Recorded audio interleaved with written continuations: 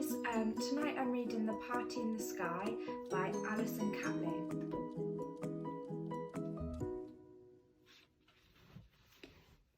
My name is Claire and I live in flat 54 on the 10th floor of Beechwood Towers. It was my birthday on Saturday. I was 6 and I had a party. I made the invitations myself. There are 11 altogether, with a special one for my best friend Paul.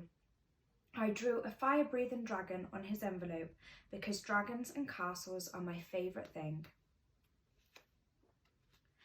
I handed out my invitations at school. Most people were really excited, but Christopher said, "How can you have a proper party if you live in a flat? You haven't even got a garden to play in." Then he sang, pokey little flat, not enough room to swing a cat." After school, I talked to Paul about my party. He told me not to take any notice of Christopher, but I kept thinking, how could I have a proper party without a garden? If only I lived in a castle with a drawbridge and a big green dragon guarding the gate. When I got home, I read my dragon book and I wouldn't talk to Mum. She asked me what the matter was. "I hate living in a flat," I said. "How can I have a proper party without a garden to play in?" "Not everyone can have a garden," Mum whispered, pulling me on her lap. But I couldn't help sulking. "I wish we lived in a castle," I said.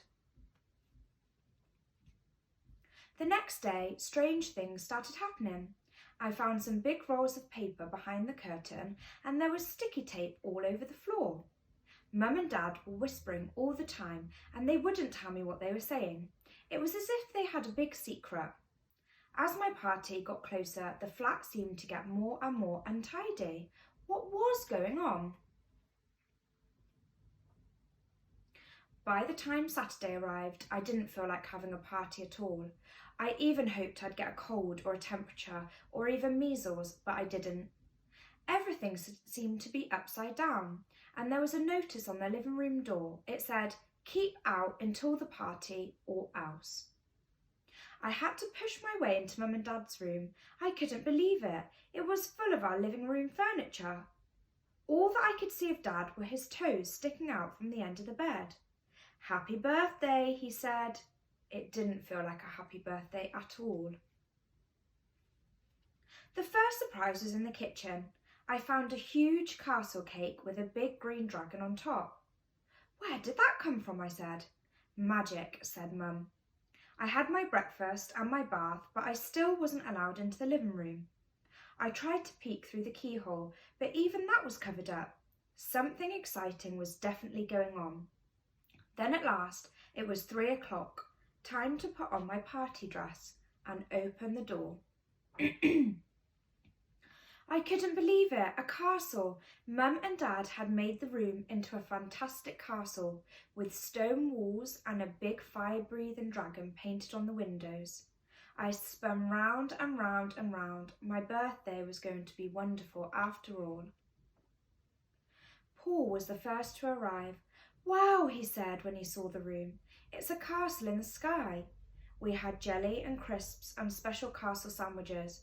Best of all was my birthday cake, but I wouldn't let anyone eat the dragon on top. I wanted to save him forever. We played Pass the Parcel and Statues and King of the Castle. Then, just as it was time for everyone to go home, there was another big surprise. Through the door came a strange, jingly figure with bells on his head and toes. We all laughed. It was Dad dressed up as a jester.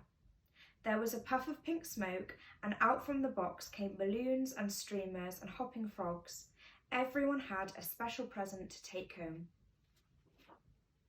Suddenly, my party was over. Mum put the presents into bags and I went to the door to say goodbye. Everyone said it was the best party ever, even Christopher. Paul was the last to go. I'm glad he's my best friend. I was so happy I didn't want to go to bed. After all, the next day my castle would be gone forever. But Mum and Dad said as a special treat they would let me sleep in my castle room. As I snuggled under the covers, I thought, who needs a garden when you've got a castle in the sky and a Mum and Dad like mine? The end.